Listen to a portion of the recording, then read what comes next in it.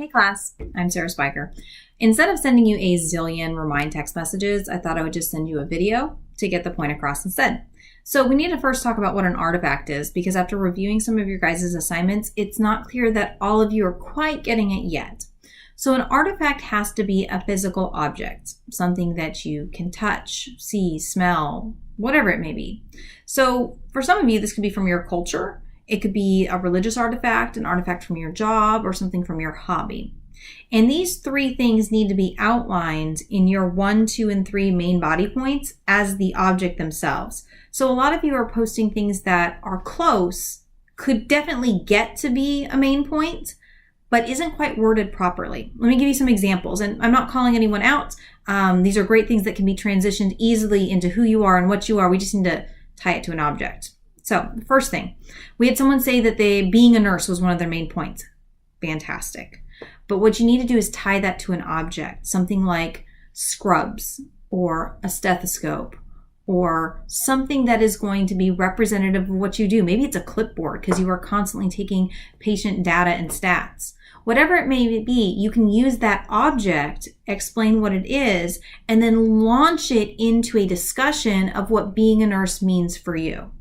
Another example, we had a lot of people talk about caring for animals in their outlines, which is fantastic. I'm an animal lover myself. I'm the director of Case and Animal Rescue, love animals to pieces, and I do livestock as well as companion animals.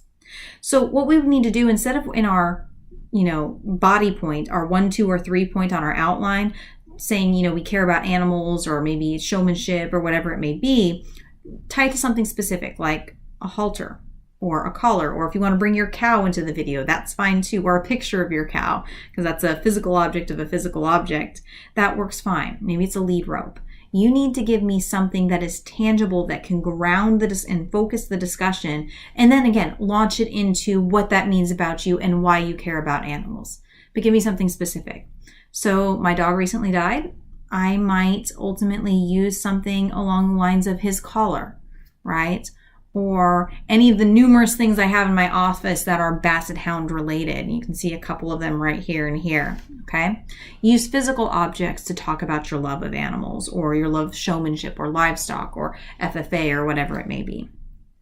And then another example I would do is if I was doing this personally, one of the things that I would likely use as a physical object is my trophies right here. Right, these are 2 of my bigger trophies. One of them is my national championship in debate.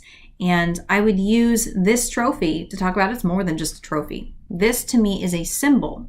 It represents a whole lot more than just the shiny metal that it's made up of and the plastic on it.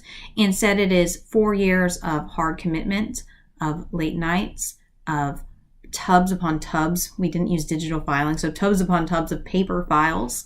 It represents a lot of lost sleep. It represents a lot of high heels and pantyhose that we're required to wear. It represents a whole lot to me that helped build my character, but it's a physical object. So I'm not just going to talk about in my speech, being a debater. Instead, I'm going to focus on how this symbolizes a heck of a lot more than what I'm ultimately showing you. A trophy, a little bit more than that.